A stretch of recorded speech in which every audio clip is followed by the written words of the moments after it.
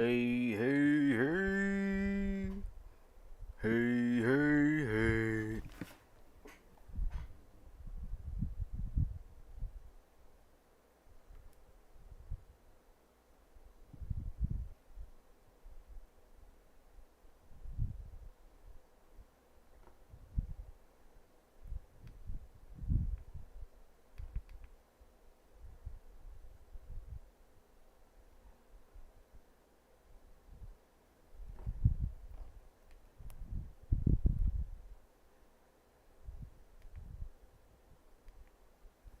Right back. Here I am once again streaming on YouTube because you need to know the rest. But look, Gideon told me in it, bro. This video came out yesterday, or was it 2 days ago? I don't know what the days are, but we're gonna restart this right here because I kind of wanted to react to it and stuff. So look, here we go. So listen, I don't want to be in beef, y'all. Like, I really don't. Especially like after what happened. Like I said in the Pokemon video, I don't like beef, and I just want to be cool with everybody. You know what I mean? I want to be cool with everybody. I just want to. But like I said, man, I don't like beef, bro. You know, we don't eat beef on this side. But our dear old fan, my bad, our dear old friend, Mr. Tommy Innit, he don't fuck with me, y'all. Tommy Innit don't fuck with me, man. That shit crazy. You know what's that shit crazy, chat? You gotta be kidding me.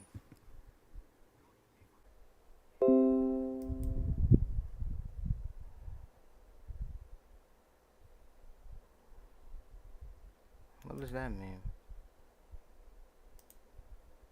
What is reconnection? I'm clueless. So look. They said we recommend 1000 kbs. Knowing full well I couldn't do that. I trusted them. So I put it on 51,000 kbs. kbps. I do not know what that means. So I'm gonna put it back on 6,000 because that seems to like go well. Apply, okay, and then we should just start back on the video because I don't know. I actually DM'd Tommy before I went out to England. I actually DM'd him. He was one of the first people I DM'd. I was like, yo, I'm coming out to England. Because I actually really mess with his content, believe it or not. I know you guys are probably like, oh, you're taking the piss and stuff. Like, no, I actually fuck with him heavy. Like, I think he's a funny cat. I think he's a funny kid. I mean, he's not a kid no more. I think he's 18 now. But, like, you know, I think he's a funny dude, and I mess with him. But the feeling's not reciprocated. But I don't want to talk too much about what happened at the event because I don't want to spoil the video for y'all, you know? Like, I'm thinking of the long haul, you know? Any other content creator, they would try to milk the shit, especially with how big Tommy is. They would, like, drag it out as long as possible, make explaining video after explaining video, but I'm not going to do all that, man. So we're going to react to Tommy. We're going to react to what he said. I already seen what he said about me because I couldn't help myself. I had to see it. But now I'm going to watch it with you guys, man. So let's watch this. So recently there has been some drama between Gideon and Tommy in it. And Tommy is pretty much saying that Gideon ended up harassing him and his fans at TwitchCon. Now, I just want to say that I am fans of both Gideon and Tommy in it. TwitchCon. Now, I just want to say that I am fans of both Gideon and Tommy in it. And I do think that Gideon's videos are pretty funny, although sometimes he goes a little too far. So, I do go too far sometimes, man. I do go. He does go too far sometimes. Like, he goes to the extreme, but all of his videos are tame. That's the main thing. Too far. But guys, you guys gotta realize, you know what's crazy? Whenever I get into a situation and stuff like that, I be seeing people in comment section that be like, grown ass man doing all this, blah, blah, blah, blah. And like, even though I am 21, I am a grown ass man. Bro, I'm still relatively a kid. You know what I mean? Like, chat, you tell me, is 21 still a kid? Yes or no? This guy's 21. Like, don't get me wrong. I know legally I'm an adult. Legally, you know, I should know what I'm doing and stuff like that. But I'm still figuring out life, you know? I'm not I'm not there all the way. Now, if I was 25, yeah. You know, you could be like grown ass man. Like, you feel me? Yes and no. I feel that. I feel like it's a yes and no. I'm guessing had some sort of panel or meet and greet at TwitchCon, and Gideon obviously has a pretty rocky relationship with Twitch, considering they permanently banned him after what happened to Pokimane, and recently Gideon was told that this is permanent. Bro, you guys want to know what's something else? I don't want to jump to conclusions, because jumping to conclusions is not a good thing, but I'm not gonna lie, after this whole situation transpired and I was getting canceled, I wake up one morning in the Netherlands, go to Twitter, they sniped your boy. Your boy literally got sniped off Twitter. That's why I don't got a profile pic. I really haven't brought any attention to it, but they sniped me off Twitter, bro. I'm not gonna blame a community and say it was a certain community's fault. But I think I know what community did it, but you know what? I don't know for certain, so I'm not going to say nothing. He's not going to be unbanned, even though him and Pokimane have completely made up. They're even friends now. And Gideon makes these videos where he goes to conventions and kind of trolls people, you could say. Anyway, he ends up going to TwitchCon and I'm guessing starts trolling a bunch of people. And eventually he ends up running into TommyInnit and TommyInnit's fans. Now, Gideon's video on this has not been released yet. So look, here's the thing. I'm watching my stuff back on my phone. I have it put up right here. So I'm watching it back. It's like it's glitchy. Every time the Minecraft scene, like the Minecraft gameplay comes on, it's like glitching in and out, in and out. So I don't know what to do about that, because personally that is getting on my nerves, and I have a good PC, but I just don't know why I can't stream like moving videos and stuff, because it just doesn't make no sense. Maybe I should delete some stuff. Like, I have this, I have this. This is only like 1 gigabyte, so I don't know if this is the problem. This might be the problem. This I have VR. I haven't played VR chat in a while. I should. And I have Osu. Osu is kind of good, but I haven't done anything on it in a while, so might have to do something. Probably after this stream, I might play a VR chat or some Roblox, because we got this new game called Nico's Next Book. It's pretty hype. But moving on from that, because I don't know what to do about this. We're gonna read some manga. Look at some music in the background. So this right here is Lookism, showing webtoons. This is what I'm currently reading right now. I'm only on episode 19. It ain't none that serious. But this is Daniel Park. Oh, I reached the end. This is Daniel Park.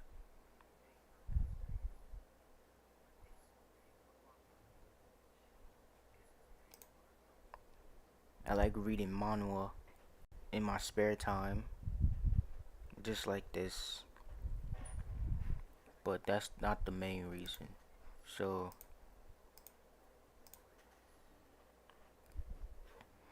I gotta find some else. Oh, Sneeko is live. Sneeko is live.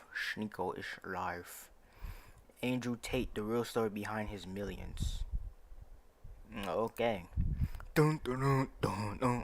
Why I think I fight. Jesus, this is loud.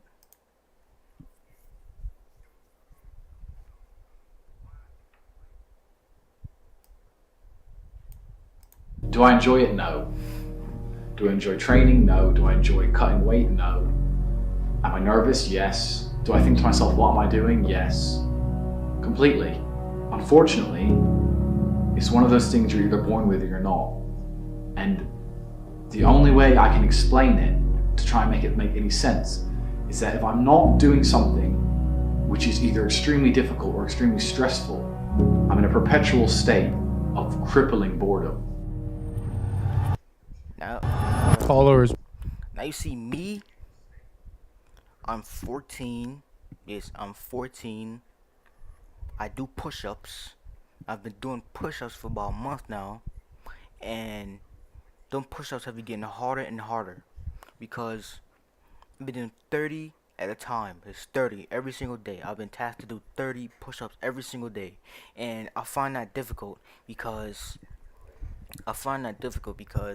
I'm not used to doing push-ups every single day. I only started doing push-ups in June, and that's been a huge problem because I've been trying to bulk up and stuff. But that's not the main reason. The main reason is because I want to look muscular, like this guy right here, Andrew Tate, Cobra Tate. I want to look muscular because baby, yeah. Oh, you see that? Let's get back to it. Women, power, money. The life of Andrew Tate has been exploding online lately. And through this, he's been creating so much controversy with previous raids, his views on Western society, his views on women. This is propelling him into success. And this story of Andrew all began in a little town in the US. December 1st, 1986, you breathe air for the first time. Born in the States in Washington, D.C., your African-American father, who's a retired professional wrestler and a retired Air Force sergeant, now plays professional chess to make money. Partying, hanging out with girls, and hustling people for money by playing chess. You're growing up to be a chess prodigy. Your dad, who is a chess master, teaches you, and he becomes your idol. Becoming Indiana state champion in chess, beating a 16-year-old for the title, proves to yourself that you're becoming a master in the game. You love chess, learning many lessons from it and how it's played and bringing it into life. Then all of a sudden, your mom splits up with your dad, and quickly, you're moving to England, staying in a hostel with your brother, sister, and mother trying to make ends meet. You lost one of the most important people in your life, your father and your chess coach. Now what? How are you going to replace chess? There's no chess community in England, and you can't find a teacher. How are you going to keep yourself out of trouble? While stumbling around, trying to figure out what to do, you come across a fighting gym. Fighting can be the same as chess, a one-on-one game. If you lose, it's because you made a mistake. You can't blame anyone else and there's no excuses. Something that your dad taught you. Now diving headfirst into fighting just at the age of 15, training 7 times a week, working up to the first professional fight. At age 17, you have your first MMA fight, and 5 others after that. And both, as I say, coming from a striking background, one from boxing, one from kickboxing. Big overhand shot by Tate. Your career is progressing and you get offered more money to kickbox. Good shot there. Oh! Beautiful shot there, I told you! Knowing the fight game can be a very hard way to make money. You take the offer and end up sticking with kickboxing. And this pays off, now becoming a 4-time world champion kickboxer and making more money than you've ever made before. Each fight is paying up to $75,000. That money is good by most people's standards, but it's not boxing money, it's not millions. Through paying your promoters, managers, car payments, and other life expenses, you are only really left with a couple grand to your name. You wake up one day wondering why you are giving 7 hours a day to fighting. And what if you can put this 7 hours into something else? What else could you achieve? What kind of money could you make? What's the point of being world champion if you can't buy a Lambo? Now, this is the part where you see more money than you ever seen before. You can do more than you ever done before. But just trying to figure this out in the beginning wasn't easy. Google becomes your new teacher, learning everything there is to know about money and how banks work. You begin to write down your assets and liabilities. The only asset you have from the years of fighting are your 6 girlfriends who all live in different parts of the world. Being a champion kickboxer might not get you a Lambo, but it has its perks, attracting women who think you are a champion of the world and who think you are rich. And it just so happens you are browsing the web and you noticed an ad in the corner of the website that says, "Had your aha moment. A webcam company is exactly what you're gonna do. But there's just one problem. All the girls you are dating do not know you're dating other women. But it doesn't matter. You call your 6 girlfriends and explain to them that you have a job for them and they all are gonna come to live with you in London. 4 of them come and you sit them down and introduce them to each other, explaining that you've been with all of them and that you are starting a webcam business. Anyone who isn't with the idea can fly home. 2 of the women get up and leave, but the 2 who truly love you decide to stay. And that was the beginning of the webcam business. Many challenges were faced in the beginning. Training 2 girls on what to say to older men and how to gain more money out of them. I I still didn't finish Euphoria. Was just much harder than you thought. It came to the point where you had to sit behind a camera and type for the two girlfriends while they acted like they were typing on a fake keyboard. Working 16 hours a day and pulling up to $3 to $4 grand each day. The business now needs to expand and make more money. Although at this time making money on the internet was unheard of, but you're starting to see the potential of internet money and the webcam business. Quickly expanding your business up to 75 girls and bringing in your brother Tristan to help manage the business. Having 4 different properties, accountants, staffs, other managers, and now making over $500,000 each month. Bringing yourself and your brother from a hostel in England to now seeing money that you've never seen before. Although, there's just one problem. Managing 75 girls proved to be hard. You realize motivating people and having them work for you is way harder than having a couple people who truly care about you and the group as a whole is much better. Deciding now to cut forces down into a small team of 8 girls and your brother. Making money became easier, less upkeep, and less of a headache. And when things were good, chilling with your girls, new cars, new money, and all of a sudden you hear a knock on your door at 3 a.m. Police come rushing into your apartment, searching the entire area, seizing $100,000 worth of laptops and equipment. You've just been arrested. I think Tate said 5 a.m. not 3 a.m. But if he said 3 a.m., he probably searched the web. I don't know. Taken to jail in England, and only to come find out that you've been charged with assault against one of your previous webcam girls. In fact, she was your best webcam girl, made you the most money, but unfortunately you had to fire her.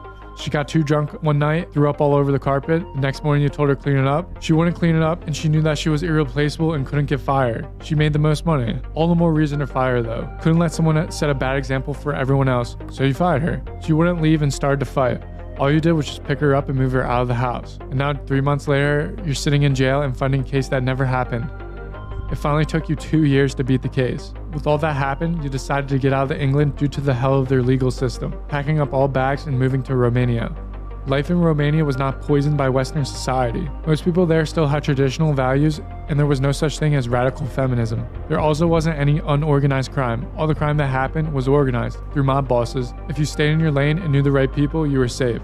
And what you did, from your kickboxing days, you knew people who lived in Romania, they were connected, giving you connections to the Prime Minister and top people in society.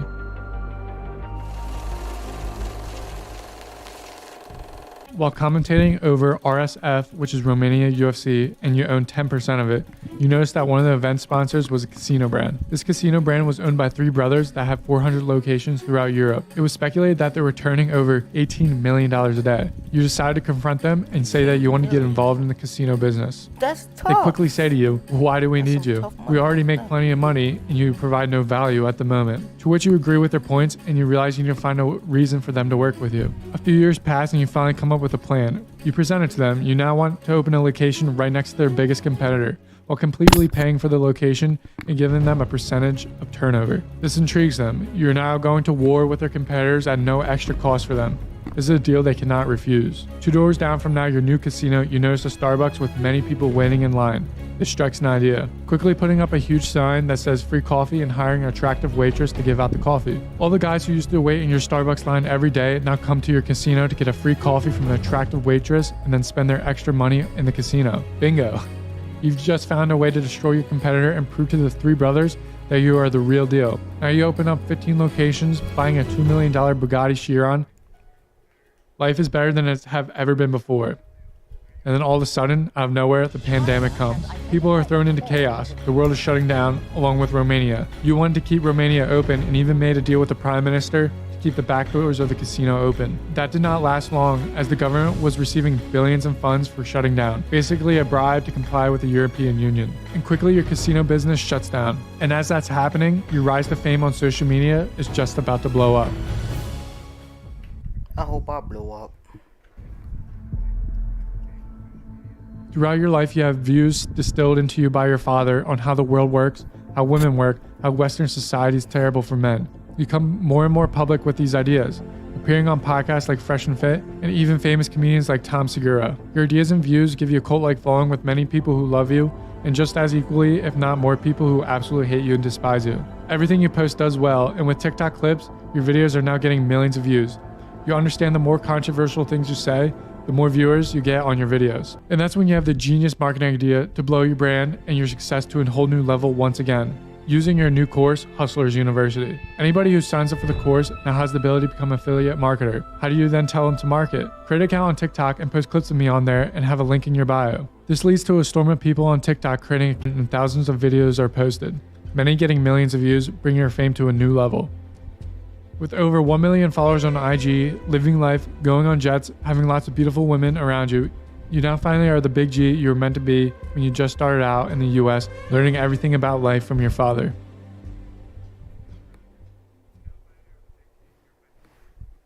So he's from the US.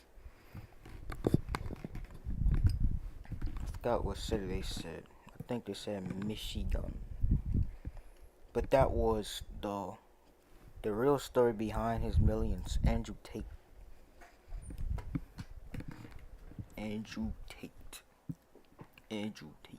Mr. Beast fired Sneeko in 2018. Here's why.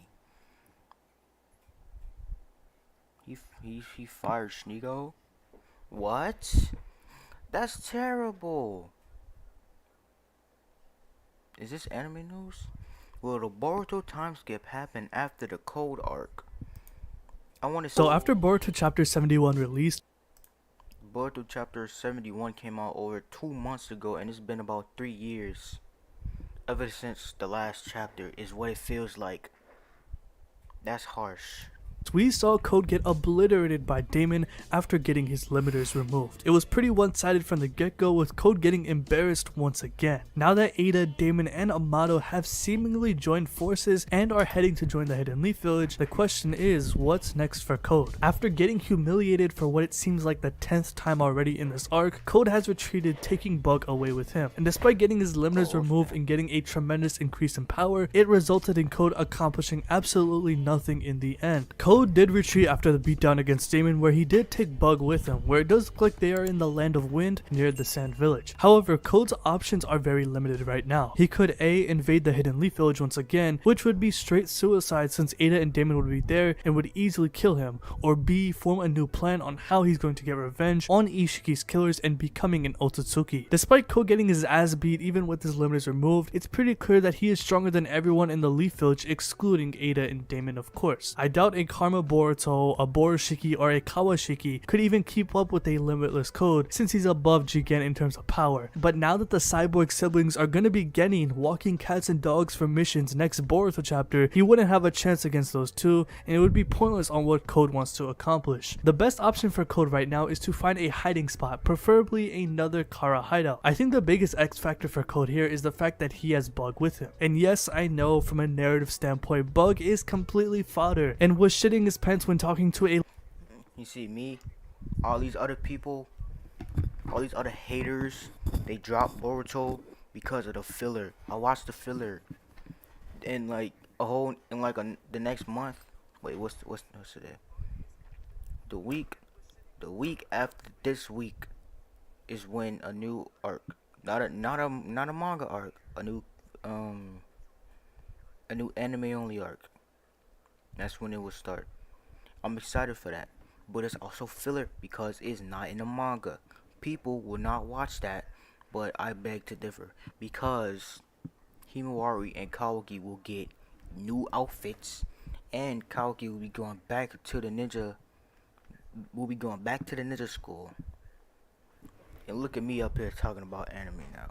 limiter Code, so it may seem like Bug wouldn't seem important at all. However, Bug is an outer member of Kara and has knowledge on the cyborg siblings. He was responsible for holding Ada and Damon in their pods in Boro's hideout, and understands how strong and what abilities that these two have. In fact, Bug, despite not accomplishing much, was the person who revealed Damon's reflector weakness and Ada's enchantment ability. And while Bug didn't fully explain Ada's ability, he understands both Ada and Damon's abilities in combat. What makes this so important is the fact that Bug may have some contribution when it comes to building these cyborgs, including the other cyborgs that were stronger than Jigen that were eventually disposed of. Having this type of knowledge is something that is not normally known, since not even inner members like Code don't even know about this, such as Damon's reflector ability, for example. Also, with the fact that Bug mentioned Amato's last name, it wouldn't seem too logical for Bug to be close to Amato to begin with and share some similar knowledge that he has himself. Now that Code retreated with Bug to another location, the best way to counter Ada and Damon is to build build new cyborgs. Bug does seem like he has information and understands the abilities of both Ada and Damon. However, even if Bug provides all of these weaknesses to Code, it's pretty obvious that a limitless Code still wouldn't be able to defeat them to begin with. Even after finding out that Damon needs to be touching someone with his palms to activate his reflector ability, Code was still getting physically overpowered and blitzed from Damon, which I mentioned before that it would be suicide to fight Damon again, much less Damon and Ada at the same time. And not to mention, Ada did mention that she would be able to kill Code herself. And with Bug by his side, the best option right now is for Code to create a new cyborg army for himself, aka the new Kara organization. It's pretty obvious that he doesn't have the manpower to achieve his goals now that Ada and Damon are going to join the Leaf. Since we know that Amato has created cyborgs that surpass Jigen in terms of power, but eventually were disposed of. The only cyborgs that weren't disposed of were Damon and Ada, but what if there were other cyborgs that were not destroyed and were resting in other Kara hideouts? The Boruto manga has implied that the only cyborgs that were not destroyed were Ada and Damon, due to Ada's enchantment ability affecting Boro from disposing of them. With this being established and Ada being the all-knowing who sees everything in the world, Ada would have mentioned that there were other cyborgs that were being held in other Kara hideouts, for example, but she never mentions them or implies that other cyborgs that were stronger than Jigen still existed today. But according to Ada, she doesn't find anything in the world particularly interesting and tends to ignore plenty of things that have happened around Earth. If Code knew about the other cyborgs, he would have gone to them by now before invading the Hidden Leaf Village earlier in this arc. The one person who could introduce the other cyborgs that weren't disposed of, if they aren't disposed of yet, would be Bug himself. Since the Kara organization is a hidden group like the Illuminati, for example, they are always hiding, whether it's in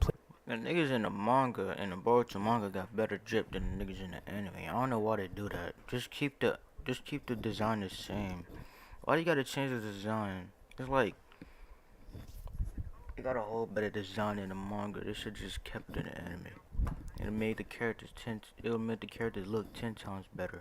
Plain sight, such as the outer members walking among the 5 great nations, or in hideouts that are disguised with a hidden motive, such as Boro's cult, for example. If there aren't any Jigen plus cyborgs that are still out and about, the best option would be for Code to build more cyborgs for Code's squad. Since Bug is also a scientist like Amato, it would be pretty reasonable for Bug to be able to create cyborgs just like how Amato can. However, at the same time, there seems to be a distinction in terms of technological knowledge between Bug and Amato, as Bug refers to Amato as a genius scientist. If Bug were to create cyborgs for Code, I wouldn't expect Bug to create cyborgs on the same level as Amato, such as Ada and Damon. However, since he understands Ada and Damon's full abilities and how they operate, he can still have the ability to build cyborgs that can counter their abilities. Maybe not in terms of physical raw power and strength, but in terms of hacks to counter Ada and Damon. Obviously, it would be impossible to counter Ada's enchantment ability unless Bug can create an Otsutsuki cyborg or a blood relative, which is a pretty unlikely thing to happen, but having this knowledge is crucial in making a plan to take them down. Since every jutsu has a weakness, there are going to be limitations on what the cyborgs can accomplish, especially with their abilities. Damon has his weakness with his reflector ability, and Ada's hasn't been revealed yet, but Bug does know, however, since he didn't have time to fully explain Ada's abilities when Code first met Ada. So with that being said, whether Code finds the other Jigen plus cyborgs that have been disposed of, or have Bug create cyborgs from scratch to create the new Kana organization, all I'm gonna say is that it's gonna take some time for Code to create a squad to fight the Hidden Leaf Village. The Boruto manga is pretty crazy with their pacing of the story. However, in the Code arc so far in the manga, Kishimoto has been taking his damn time when it comes to developing the characters and plot so far in this arc. In contrast to Kodachi, who showed constant action in the manga, Kishimoto made sure the creation of the cyborgs for Code's death squad. Boruto fans have been waiting for the time skip to occur in the manga for the past year now, and with the attack and pace of Ada and Damon joining the Leaf,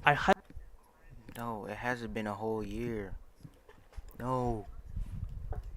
Boruto manga started back in like 2016, I think. It's been 7 years, almost 7 years. We still didn't get a new chapter this year. Not yet, anyways. But it will return late August 20th.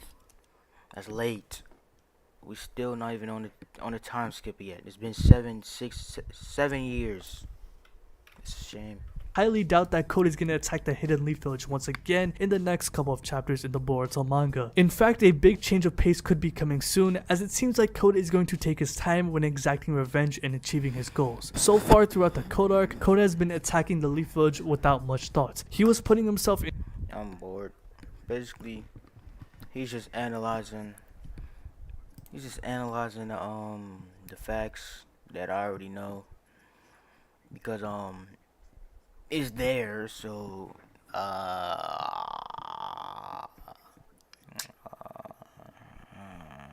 make me famous, make me good, make me famous, make me good.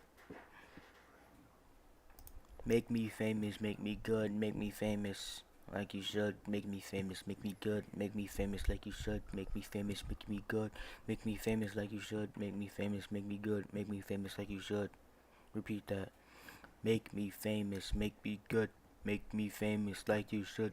Make me famous, make me good, make me famous like you should. Yes, that's the motto. I'm gonna be famous. I'm gonna be famous by the time I possibly graduate high school. And I graduated in 2026. I haven't even started high school yet. I started like the 10th, August 10th. Yeah, so just some facts. You see, these people go like a couple 100,000 views, million, 30K, 40K, 700,000, 600,000, 90,000, almost 100K. But that's a song though. I can't make a song to save my life. So I don't know. Trying to find a video. I don't know. I tested the most dangerous products on Amazon. Oompaville. I like watching Oompaville. Oompa Loompa Wampa. Oompa Loompa. Oompa Loompa Wampa. Demon Slayer Season 3 official trailer.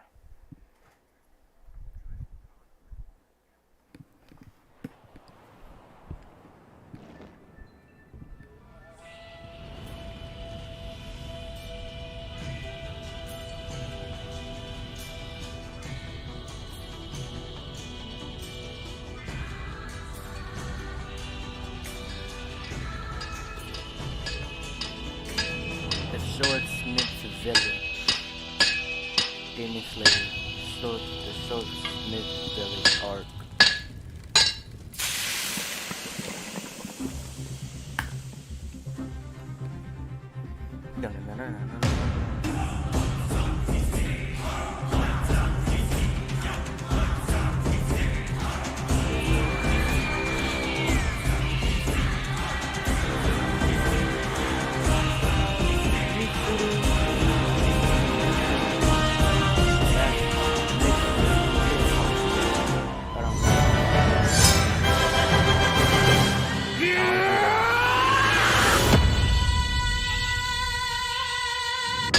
See what I told you? Swordsmith Village arc, season 3 of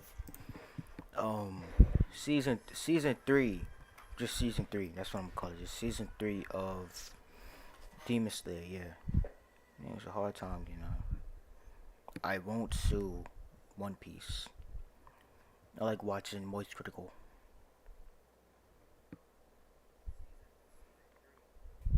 Rich YouTuber discovers poor people exist in Africa. Now that's good. Now that's... So this YouTuber called Phidias uploaded a video titled, "I spent 100 hours in the world's poorest country," with this as the thumbnail. Literally him having his arms out like a white angel, looking like he's overdosing on dopamine from all the poor children surrounding him who are ecstatic at just the chance that he might help try to improve their lives for his YouTube video. I have no idea how he thought this thumbnail was a good idea, let alone the whole video idea of just flying out to the poorest country in the world just to point out how poor they are. This is like Logan Paul levels of awareness, except this time he's exploiting people who are still alive. So obviously Twitter didn't have a very kind reaction to this video. Grim Vince tweeted it out with the caption, "Mr. Beast ruined a whole generation of YouTubers." Except the difference between Mr. Beast and somebody like this is that if he ever goes to a poor country, he actually does something significant for them, like building a well, instead of traveling there to see how bad it is. This is the world's poorest country, and there is a lot of bad things said about it. That's why I'm going to spend the next 100 hours here to see with my own eyes if it's true or not. When we arrived in the airport, we saw something that we didn't expect. The policeman was asking us to give him money for no reason. So I was wondering if the rumors are true. I wonder if the rumors of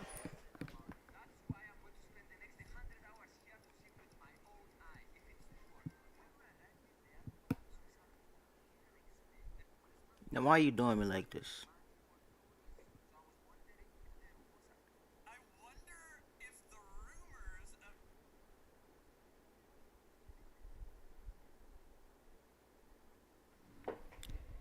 Come on, bruh. OBS, why you doing me like this? I hadn't even laughed for about like a whole hour, dog. It's only been about like 2 minutes, bro. Come on. It's only been 2 minutes, dog. Why you doing me this? I ain't do nothing wrong.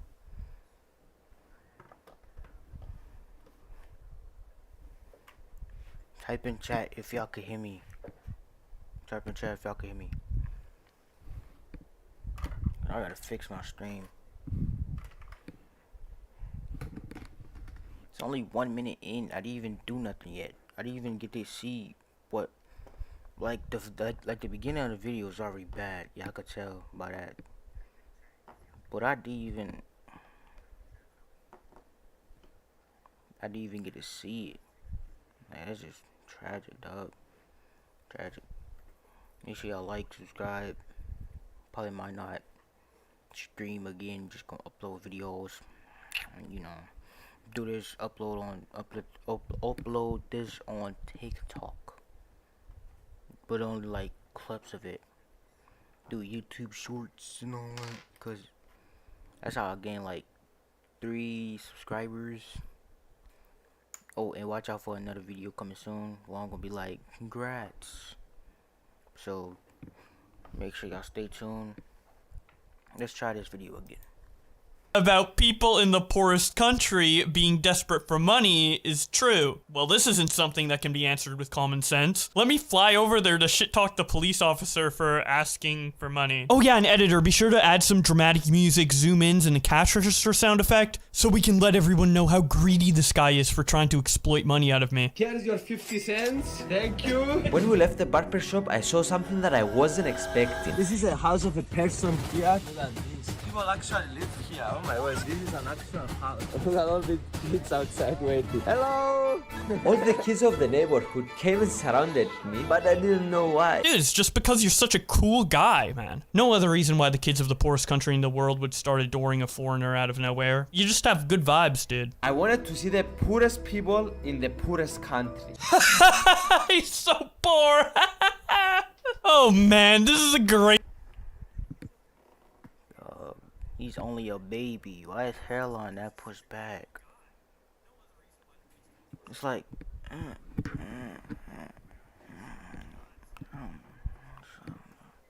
don't like this video. It's making my quality degrade. It's degrading my quality, bro. Like, I can't even do nothing about it no more. I'm just gonna stop streaming. Yeah, I'm just gonna stop streaming. Cause I can't even do nothing about it no more. And now we coming home.